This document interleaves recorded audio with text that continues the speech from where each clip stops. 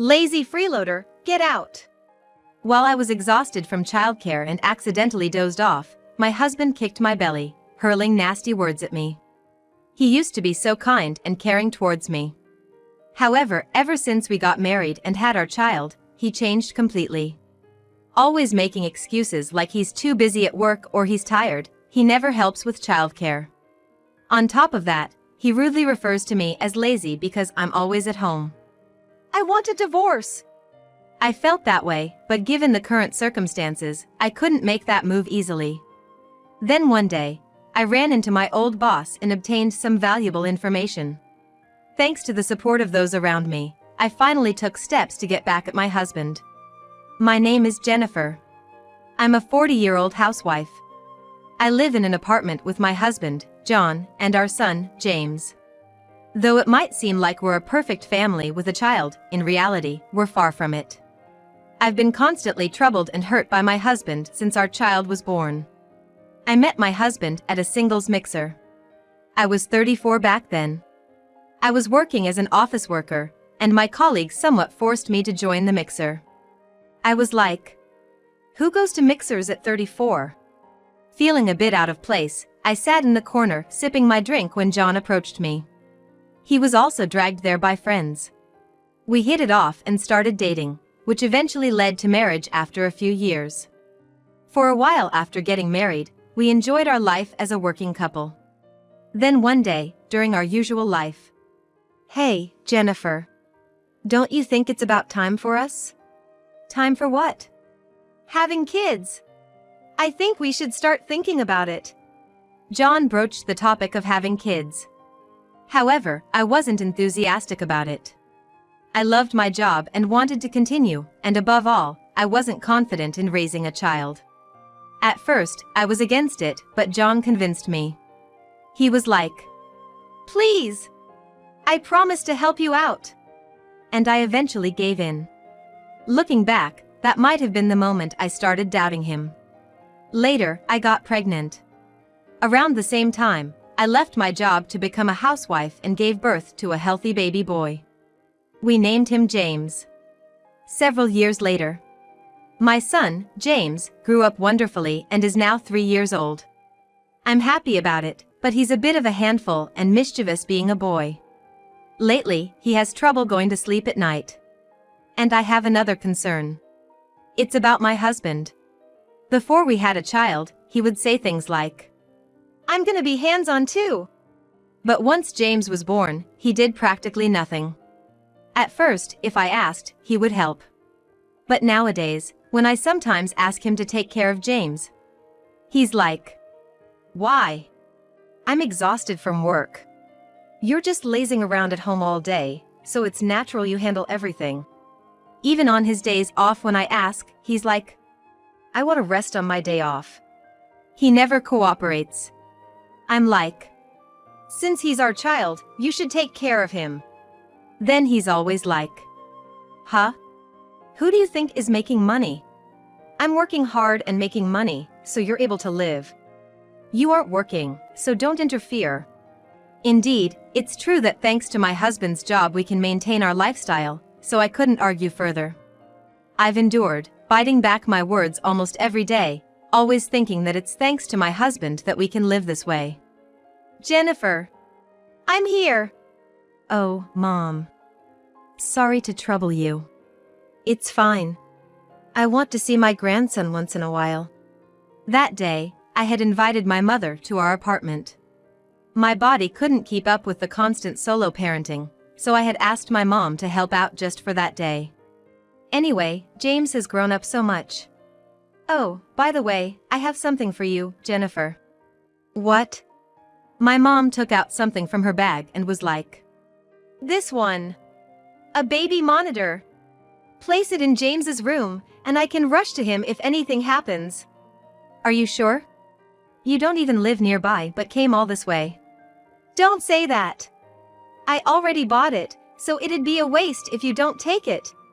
Saying this, my mom handed over the baby monitor. Having received it, I placed it in the room where James's bed was. That night. "I'm home." "Welcome back." My husband returned from work around 6 p.m. Soon after coming back, my husband was quickly getting ready to go out again, changing into casual wear. Huh? You're going out somewhere? What's up? You got a problem with that? You could at least tell me where you're going. Ugh, so annoying. I'm going to the casino, alright? The casino. Again? My husband had recently gotten hooked on casinos. Apparently, he discovered the fun of it when he went with a coworker before. Everyone has their own hobbies, and going to a casino is fine, but my husband spends a significant amount of money there, and our finances are in a bad shape. Enjoying your hobby is fine, but don't spend too much money, okay? And remember, we have James. What? Are you saying we're short on money? That's probably because you can't manage our finances properly. What does having James have to do with anything? Must be nice for you, staying at home all day. And now you won't even let your hardworking husband have a hobby? After all, I'm the one earning the money, so I have every right to spend it how I want. My husband angrily headed towards the front door with that. When I was feeling completely exasperated by the selfish husband, I noticed something. My husband was unusually peeking into James's room. What are you doing? What's that thing on the shelf? It's a baby monitor. My mom gave it to us. Oh my. Always relying on others, even though you're just sitting at home all day. Well, if you got it as a gift, I guess it can't be helped. But don't you dare ask for help from your mom. With that, my husband left the house. Regarding the camera, I surprisingly agreed with John. I never intended to rely on my mom just because we got it as a gift. But we had no idea that this camera would lead to such a situation. One day, it happened. 100.4 degrees Fahrenheit. James had started running a fever since yesterday, and having been with him non-stop, I caught the fever as well. Hey, John. What? What is it? I'm sorry, but James started having a fever since yesterday. And now, it seems like I've caught it too. Can you maybe take a day off today? Are you kidding me? You can't just drop that on me and expect me to take a day off. Yeah, I know, I'm sorry. But can you at least come home early today? Look, I'm busy with work. And all this happened because you can't take proper care of James. You brought this on yourself, so I don't want to hear it. With that, he angrily headed off to work. Though James had a fever, it seemed he was feeling much better, energetically running around the house. I hadn't caught a cold in a while, and combined with the recent lack of sleep, I felt quite dizzy. Even in this state, I had to look after James and ensure all the household chores were done perfectly. If not, there's no telling what my husband would say. Come evening, James finally took his nap. All right, time to prepare dinner. Just as I thought this, I suddenly felt drained and collapsed into a deep sleep. The next thing I remember was being awakened by my husband's shouting. Hey! Wake up! Are you listening? What? You finally wake up!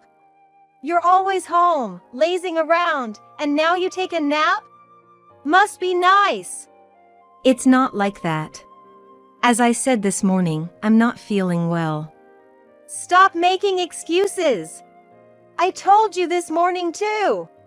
It's your fault for not taking care of yourself. Always lounging at home, can't you even do the house chores? Lazy freeloader, get out! When my husband shouted that, I felt a pain and was like, ouch! Hey! What are you doing? He had kicked my belly while I was lying down. Even as I cried out for him to stop, he wouldn't listen. Just when I thought he was done, he was like, fine. I'll eat out tonight. Make sure everything's done by the time I'm back. And with that, my husband left the house. Why did this keep happening to me? It was not like I just lazed around because I was home all the time. I took care of our energetic 3-year-old son and managed the housework for my husband. Despite all this effort, being called lazy just because I was always at home is too much. I was at my breaking point. Tears streaming, I resolved to divorce him.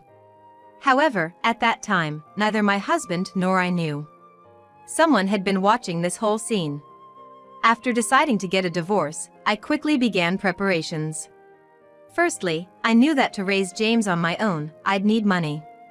For a long time, I'd been a housewife, and my husband's income wasn't that high. Not only were the costs of raising James too high, but with my husband spending money on casino, we hardly had any savings. Because of this, I had to find a daycare for James and work to save some money. But he got rejected from the daycare again. Seems like reality didn't always work out. Despite applying to every daycare in our neighborhood, he got rejected from all of them. At this rate, I wouldn't be able to go to work. I couldn't rely on my family since my dad had been recognized as needing fully care and my mom was busy looking after him. At this rate, it wouldn't just be divorce, I wouldn't even be able to leave the house. Feeling lost, I took James with me to do the day's shopping. On the way to the supermarket, I bumped into an unexpected person. "Are you by any chance, Jennifer?" "Hey, Catherine?" This was Catherine. She was my boss at my previous job. "It's been a long time." "Long time no see. How have you been?" "Oh, is this your little one? He's adorable. Hey, how about grabbing some coffee?" Accepting Catherine's offer, we headed to a nearby cafe. "Anyway, it's been such a long time. You've got a kid now, life must be good?" Catherine immediately asked about my family. I hesitated to tell her the truth, but since I used to confide in her a lot in the past, I decided to share. "The thing is, it's not. Actually, I've been thinking about getting a divorce."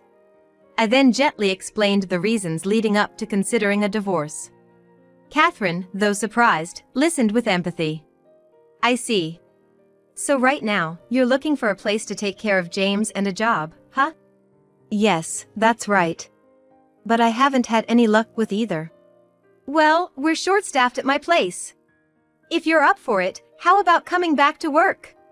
If it seems feasible, I can talk to the management team. I also know someone who babysits, I can introduce you if you'd like." "Oh, I feel bad accepting so much help." "It's fine, really. No rush, but if you decide, just let me know anytime." Considering I had James with me and had to prepare dinner before my husband came home, we decided to call it a day there. While I felt sorry, I felt a bit better after hearing some valuable information. "I'm home." I had finished shopping and just got home. I stopped for some coffee at a cafe, so I got back a bit late. After taking off James's shoes and returning to the living room, I was faced with a scene I wasn't expecting.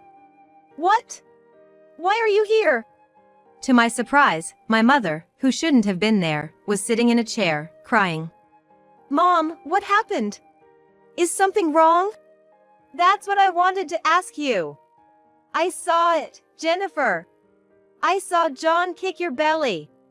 Apparently, on the day I was running a fever and collapsed into bed, she had been watching the footage from the security camera. After a while, she saw my husband kicking me. Concerned, she quickly arranged for my father to be placed in a day service, freed up some time, and came over. I had placed the security camera my mother gave me in James's room, but the door had been slightly ajar that day, and she could see everything from that gap. "Jennifer, things aren't going well with John, are they?" Until now, I didn't want to bother her, so I kept everything a secret. But now that she had seen it, I couldn't hide it anymore. I told her everything, that my husband never helped with childcare, that he was emotionally abusive.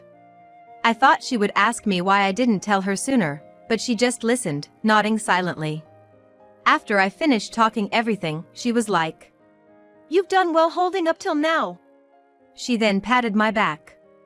I was so moved by her kindness that I started crying. After I had my cry, I consulted with her. "You know, I'm thinking of divorcing him. I think I can find a job, but I can't find a place for James. And I know it would be hard for you since you're taking care of Dad. There aren't many daycare options available. So, I'm not sure what to do." "Don't worry about that. I can take care of James. I was actually thinking of placing your father in a nursing facility soon, so the timing is perfect. Really? Are you sure? I feel bad for Dad. It's okay. Your father would understand. I can't just stand by and do nothing when my own daughter is going through so much. Thanks, Mom. That was how all the problems I was facing regarding my divorce were suddenly resolved. Everything seemed to be falling into place. Maybe this was a reward from God for all the hard work I've put in. With my job situation sorted and having found a place for James, I began to move forward with the divorce. First, I started by packing to move back to my parents' house. I'd already told James to say bye to his daddy for a while and we would live with his grandma. James was still little, so he didn't seem to fully grasp the meaning, but he appeared excited about the new life ahead. Honestly, managing household chores, childcare, and preparing for the divorce were super tough. But my mom came over often while my husband was away and helped out in various ways. I gradually sent my belongings back to my parents' house. I also reached out to Catherine, ensuring that my return to work would be smooth. And finally, the day came. Take care. As I saw my husband off to work, I started making the final preparations. Mom, you can come out now. My mom had come over the night before to help out for this day. My husband, when he returned from work, typically only went to the living room, bathroom, and his own bedroom, so I had my mom sleep in James's room. I was worried he'd noticed, but since he never helped with childcare, he never entered James's room. So we got through the night unnoticed.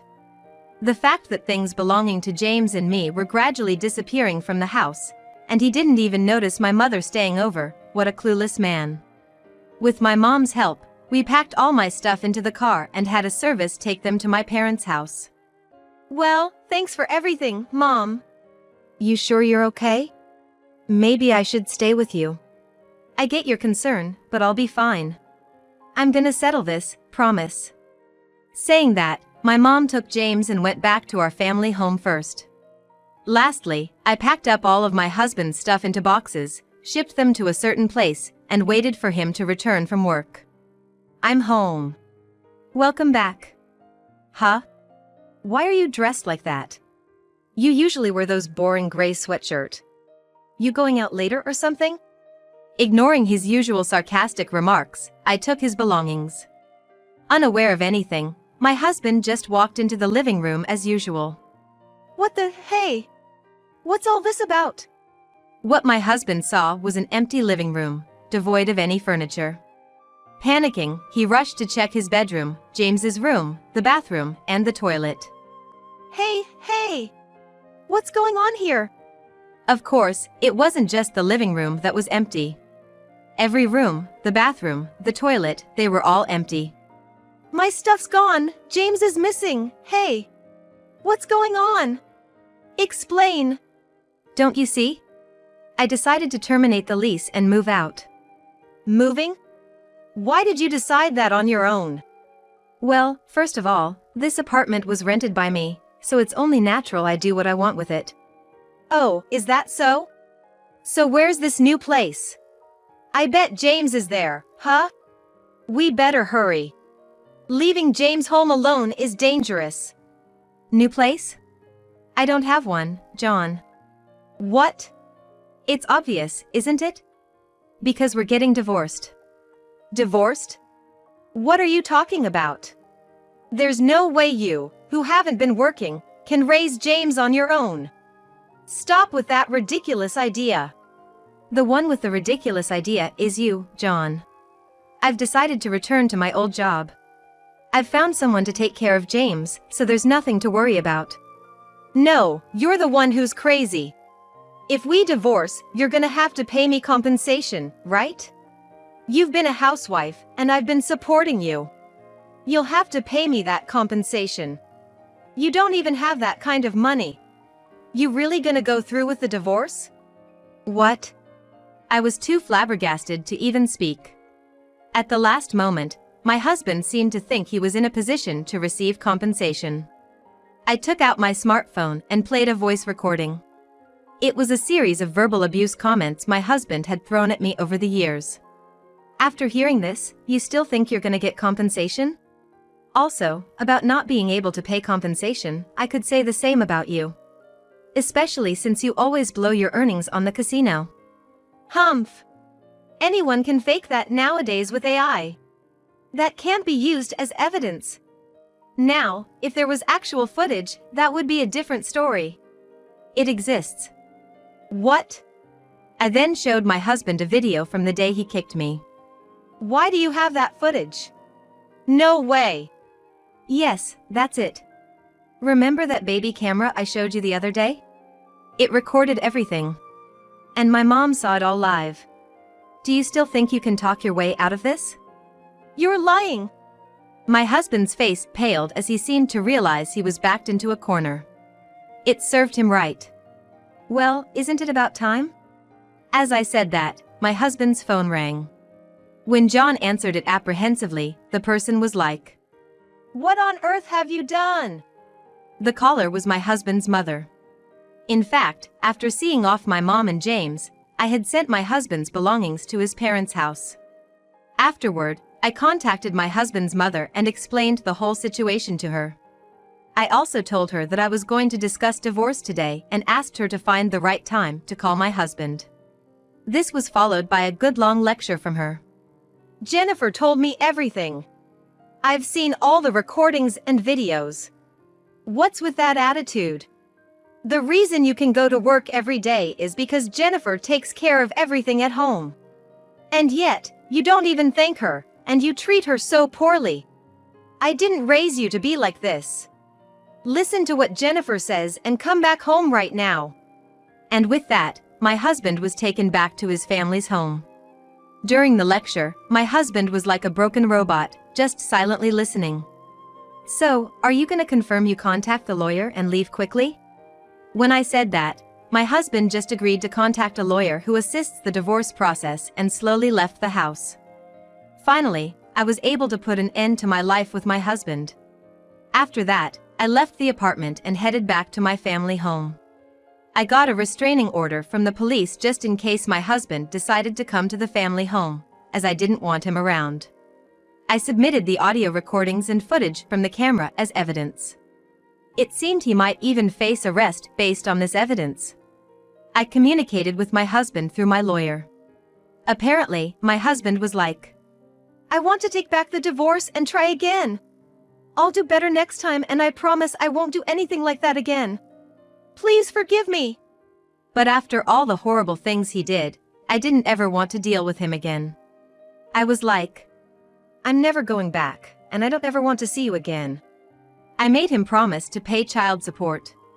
After leaving the apartment that day, my husband obediently headed to his parents' home. My husband's family's home was quite far from the company he worked at, so he couldn't commute anymore and eventually had to quit. My husband loved playing the casino, but it seems he can't do that anymore since his mother manages his money now. Regarding his job, when I explained the situation to the apartment landlord, word got around to other residents, and somehow, the news reached his company. He would have had to resign sooner or later. Well, I'm off to work now, please take care of James. Don't worry about it. Come on, James, let's have some fun with Grandma. I've successfully returned to work. Thanks to the kindness of my colleagues, I feel comfortable at my workplace. James is very attached to my mother, and we live happily every day. I truly feel blessed by the people around me. I hope to repay the kindness of those who have supported me by moving forward with a positive attitude.